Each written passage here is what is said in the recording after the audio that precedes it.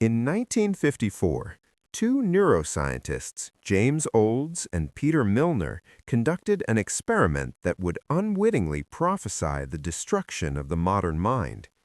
They implanted electrodes directly into the nucleus accumbens, the pleasure center of a rat's brain.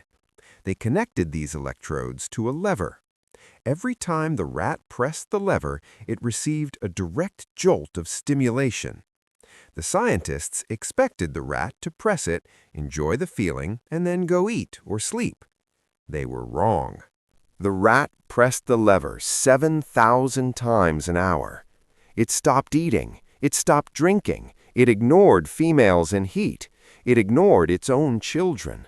It pressed the lever until it collapsed from exhaustion, woke up, and immediately started pressing again. It starved to death, surrounded by food. You are the rat. The smartphone is the lever. And the engineers in Silicon Valley know this. We are living through a mass-scale neurological experiment. You are not lazy. You are not unmotivated. You are sedated. Your neural circuitry has been hijacked by a trillion-dollar industry designed to keep you pressing the lever until your soul starves to death. This is the era of cheap dopamine. In this dossier, we will map the architecture of your addiction. We will explain supernormal stimuli, why you prefer porn to real partners and junk food to real nourishment. We will reveal the neuroscience of anhedonia, why you can no longer feel joy from simple things, and we will give you the neurochemical protocol to reset your brain and wake up from the coma.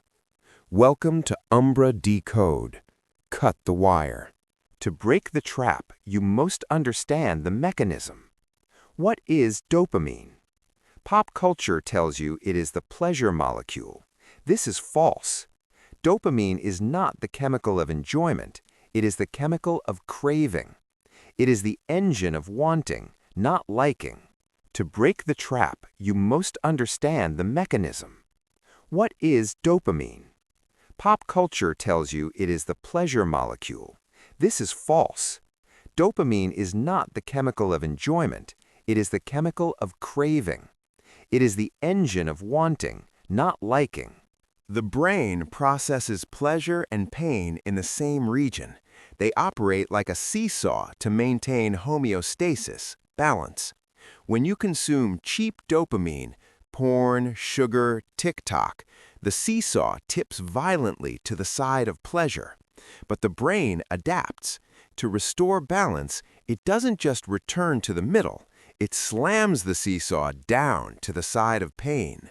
This is the come down, the hangover, the boredom. In nature, this was mild. But in the modern world, we hammer the pleasure side 24/7. We never let the seesaw reset. This leads to down-regulation. Your brain realizes it is being overstimulated, so it burns off its own dopamine receptors to protect itself. You become numb. You need more stimulation just to feel normal. You are not scrolling to feel good anymore. You are scrolling to stop feeling bad. This addiction is not accidental. It was engineered. Many of the top executives in Silicon Valley studied at the Persuasive Technology Lab at Stanford University. Their textbook wasn't computer science, it was behavioral psychology. They asked, how do we exploit the vulnerabilities in the human operating system? Consider the pull to refresh mechanism. Why do you have to drag the screen down to see new emails? Why doesn't it update automatically? Because the physical action mimics a slot machine. The pull is the lever, the spinning wheel is the anticipation, and the reward is the new post. Sometimes you get nothing, loss. Sometimes you get a funny video, jackpot. This is a variable reward schedule. It is the most addictive pattern known to science. If you knew exactly what was on your feed, you wouldn't check it. It is the uncertainty that keeps you trapped. The algorithm is designed to give you just enough hits to keep you playing, but enough misses to keep you hungry. Then they removed the stopping cues. In the past, you finished a newspaper, you finished a chapter. There was an end point. Now, there is the infinite scroll. There is no bottom to the bowl. Netflix plays the next episode in 5 seconds before your prefrontal cortex can wake up and say stop. They are not selling you a product. You are the product. They are selling your attention to advertisers, and they are mining your dopamine to keep the factory running. In the 1950s, biologist Niko Tinbergen discovered a glitch in animal instincts. He built a fake cardboard butterfly. He painted it with colors brighter and bigger than any real butterfly. The male butterflies ignored the real females and tried to mate with the cardboard one. They preferred the fake, exaggerated version to the real thing. He called this a supernormal stimulus. Modern society is a landscape of supernormal stimuli. Your brain evolved to seek sugar in berries.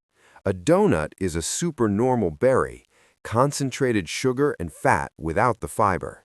Your brain cannot resist it. Your brain evolved to seek reproduction. Internet pornography is supernormal mating. Infinite variety, zero risk, zero effort. Your brain evolved to seek social status. Video games are supernormal achievement. You save the world and become a hero without leaving your chair. Your biological hardware is 200,000 years old. Your software is 2025. This creates an evolutionary mismatch. Your brain cannot distinguish between the real and the fake. It only knows that the fake provides a bigger, faster dopamine spike. So naturally, you choose the fake. Real life is slow. Real relationships require work. Real success takes years. Cheap dopamine is instant. You are the butterfly humping the cardboard, wondering why you feel so empty. What is the cost of this? It is not just wasted time. It is the death of joy. Clinical psychologists call this anhedonia, the inability to feel pleasure from activities that were once enjoyable. Music sounds flat. Food tastes bland. Sunsets look boring. When you constantly spike your dopamine, you raise your pleasure threshold. You need extreme stimulation just to feel anything. Simple things like reading a book, walking in nature, or having a conversation do not release enough dopamine to register on your fried receptors, so you find them agonizingly boring. This leads to productive procrastination. You watch hours of educational content. You listen to podcasts about business. You watch tutorials on fitness. It feels like work. You get the dopamine hit of progress, but you never take action. Why build a business, hard delayed reward, when you can watch someone else build one on YouTube? Easy, instant reward. You become a spectator in your own life. Is the damage permanent? No. The brain is plastic. It can heal, but it requires a radical intervention. You cannot taper off addiction. You need a dopamine detox. You must starve the gremlins on the pleasure scale to reset your baseline. For 24 hours or up to 7 days for the brave, no phone, no computer, no music, no junk food, no sexual gratification, no talking. It will be painful. You will feel anxiety.